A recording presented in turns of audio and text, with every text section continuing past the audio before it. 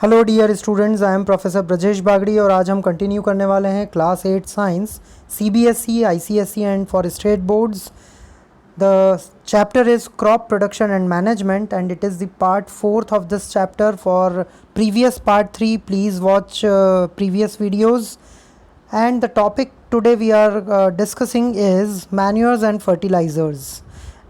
For online classes, you can contact us at 9993341563, and you can subscribe our YouTube channel Brajesh Bagdi, and you can follow us at Instagram @Brajesh Bagdi. So dear students, चलिए शुरू करते हैं. Manures and fertilisers. Previous video में हम लोगों ने agricultural practices के बारे में पढ़ा था. एग्रीकल्चरल प्रैक्टिसेस में हमने अलग अलग प्रैक्टिसेस देखी थी.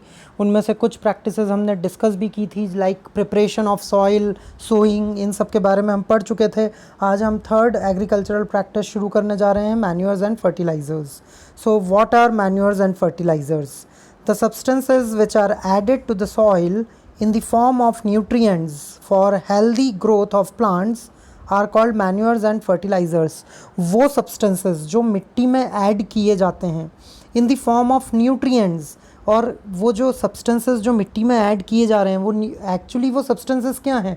वो nutrients हैं जो कि प्लांट की ग्रोथ के लिए, उसके हेल्दी ग्रोथ के लिए बहुत इम्पॉर्टेंट होते हैं. सो मैन्योर्स एंड फर्टिलाइज़र्स एग्जैक्टली क्या हैं? ये न्यूट्रिएंट्स हैं. लाइक आप लोग जब हम लोग क्या करते हैं खाने पीने में, हमारा कार्बोहाइड्रेट्स, प्रोटीन्स और फैट्स और विटामिन्स, मिनरल्स, इन सब का ध्यान रखते हैं. ये हमारे लिए न्यूट्रिएंट्स हैं.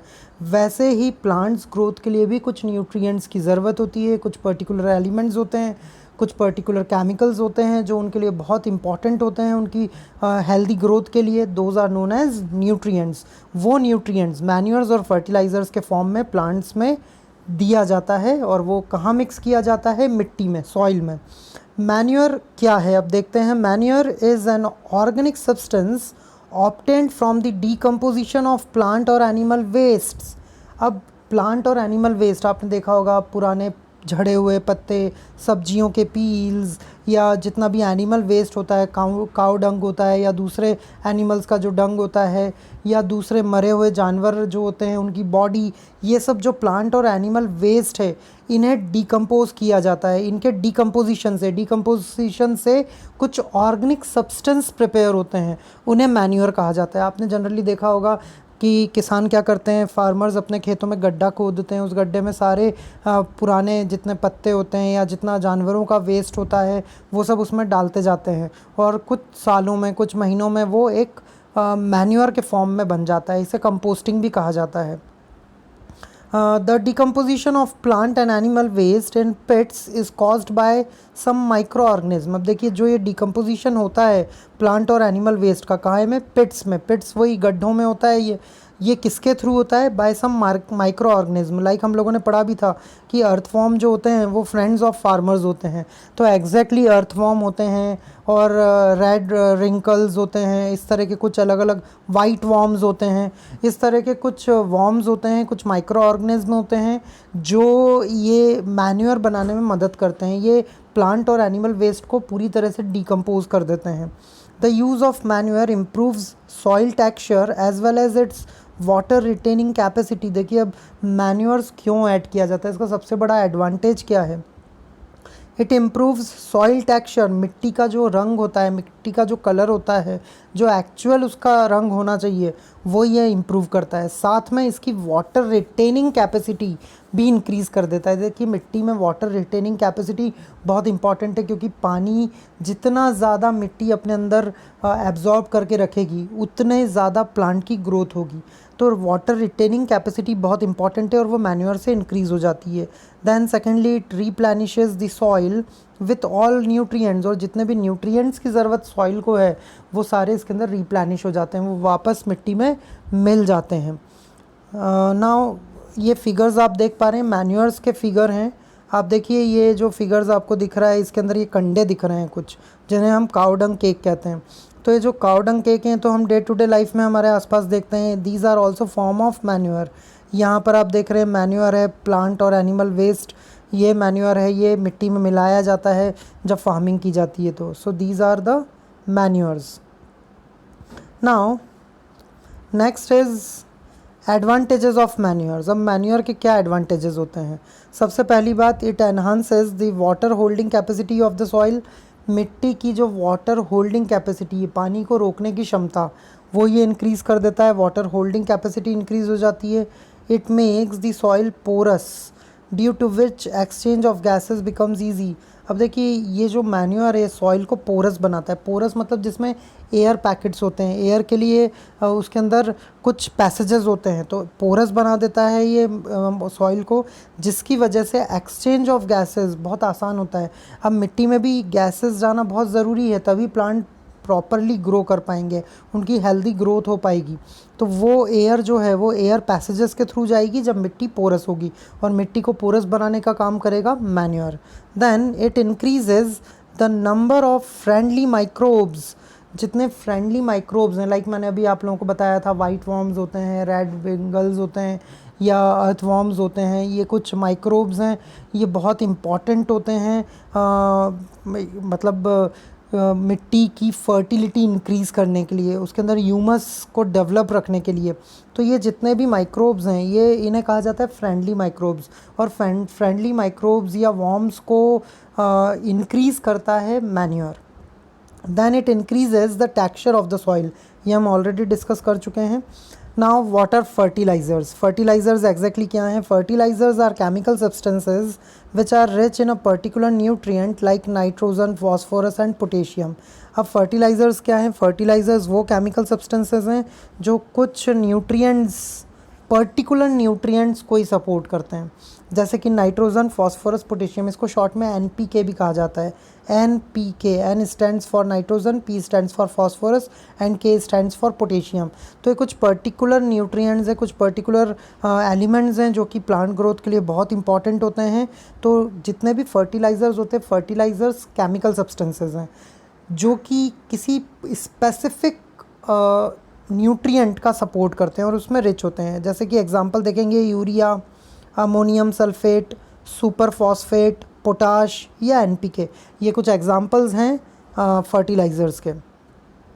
अब देखिए फिगर में आप देख पा रहे हैं फर्टिलाइज़र्स, ये जो आप ये यहाँ पर आपको कुछ पार्टिकल्स दिखाई दे रहे हैं, कुछ दानेदार कुछ चीज़ें दिखाई दे रही है, ये एग्जैक्टली एनपीके है। ये एनपीके होता है जिसे मिट्टी में मिलाया जाता है ताकि जो सॉइल की फर्टिलिटी है, जो यील्ड है क्रॉप की, वो इंक्रीज़ हो जाए। देखिए आप सेकंड फिगर में आप देख पा रहे हैं, सेकंड फिगर में यहाँ पर ये एक फार्मर है। फार्मर अपने खेतों में किस तरह से फर्टिलाइज़र्स को स्प्रेड कर रहा है, ठीक है। तो इस तरह से फर्टिलाइज़र्स खेतों में डाले जाते हैं। Now fertilisers are produced in factories. Manures तो खेत अपने किसान में ही बना लेता है, ठीक है, बहुत ग्राउंड लेवल पर, लेकिन फर्टिलाइज़र्स जो होते हैं वो फैक्ट्रीज़ में मशीन्स के थ्रू प्रोड्यूस होते हैं। It increases yield of crops such as wheat, paddy and maize. अब फर्टिलाइज़र्स क्या करता है? फर्टिलाइज़र्स एग्जैक्टली जो क्रॉप यील्ड है उस यील्ड को इंक्रीज़ कर देते हैं, उसकी पैदावार बढ़ा देते हैं। मतलब एक पौधे में ज़्यादा से ज़्यादा क्रॉप्स प्रोड्यूस होने लगती है, ज़्यादा उसकी यील्ड इंक्रीज़ हो जाती है, जैसे वीट, पैडी या मेज़। ये एग्जांपल्स हैं जिनकी हम यील्ड इंक्रीज़ कर सकते हैं using fertilisers. But excessive use of fertilisers has made the soil less fertile. लेकिन अगर किसी भी खेत में एक्सेसिव यूज़ किया जाए फर्टिलाइज़र्स का, तो उससे सॉइल की फर्टिलिटी कम होने लगती है। फर्टिलिटी का मतलब है उसके अंदर पौधों को उगाने की शक्ति जो है, जो उसकी पावर है, जो उसकी क्षमता है, वो रिड्यूस हो जाती है। These also pollute water. साथ में फर्टिलाइज़र्स का एक बहुत बड़ा डिसएडवांटेज है कि वाटर पॉल्यूशन भी क्रिएट करते हैं। Okay, now difference between manures and fertilisers. हम मैन्योर और फर्टिलाइज़र्स के बीच का डिफरेंस देखेंगे। Manures, these are natural organic substances, ये बिल्कुल नेचुरल हैं, प्राकृतिक हैं, ऑर्गेनिक सब्सटेंसेज हैं। These are inorganic salts made by humans. जबकि फर्टिलाइज़र्स इनऑर्गेनिक हैं, ये बिल्कुल ऑर्गेनिक नहीं है, प्राकृतिक रूप से बने हुए नहीं हैं, ये मशीनों से बने होते हैं।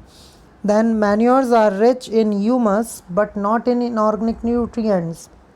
अब मैन्योर्स जो हैं वो ह्यूमस उनके अंदर होता है। ह्यूमस मतलब प्लांट और एनिमल का जो बिल्कुल डिकम्पोज्ड पार्ट होता है, जिसे हम एक हिंदी में खाद भी बोल सकते हैं, एक प्राकृतिक खाद, उसको ह्यूमस कहा जाता है।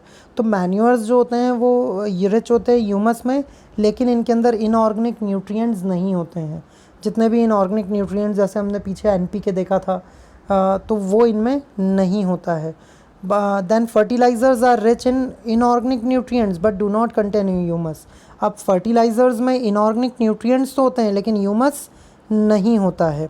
Then manures are prepared in fields, manures जो होते हैं फील्ड्स में बनते हैं। These are prepared in factories, fertilisers factories में बनते हैं। Manure is not nutrient specific, it only removes the general deficiency of soil. अब मैन्योर जो होता है वो न्यूट्रिएंट स्पेसिफिक नहीं होता है, उसके अंदर कोई पर्टिकुलर न्यूट्रिएंट नहीं है। ठीक है, जैसे हमने पीछे देखा था फॉस्फोरस या पोटाश या पोटेशियम, नाइट्रोजन, ऐसे कुछ स्पेसिफिक नहीं है इसके अंदर। ये क्या करता है, जो भी सॉइल की जनरल डेफिशिएंसी है उसको पूरी तरह से रिमूव कर देता है। जबकि फर्टिलाइजर्स जो होते हैं वो न्यूट्रिएंट स्पेसिफिक होते हैं, उसके अंदर कोई पर्टिकुलर एलिमेंट्स होते हैं, कोई पर्टिकुलर न्यूट्रिएंट्स होते हैं and provide specific nutrients to soil, और वो वही स्पेसिफिक न्यूट्रिएंट्स मिट्टी को देता है। Manure is not readily soluble in water, thus it is absorbed by the plant slowly. Manure water में इजीली सॉल्यूबल नहीं है, एकदम से सॉल्यूबल नहीं होते हैं। It is absorb by plant slowly, धीरे धीरे धीरे प्लांट्स इनको एब्जॉर्ब करते हैं। जबकि fertilisers are soluble in water and are readily absorb by plants. Fertilisers water soluble भी है और इसीलिए जल्दी से प्लांट्स इन्हें एब्जॉर्ब कर लेते हैं। So these are some differences between manures and fertilisers. I hope आप लोगों को समझ में आया होगा। अगर आप लोगों को समझ में आता है तो प्लीज़ हमारे वीडियोस लाइक करें, शेयर करें। कोई भी डाउट होता है तो प्लीज़ कमेंट्स करें, या आपके कोई सजेशंस हैं तो वही कमेंट्स में बताएं। Thank you so much, keep studying, keep watching.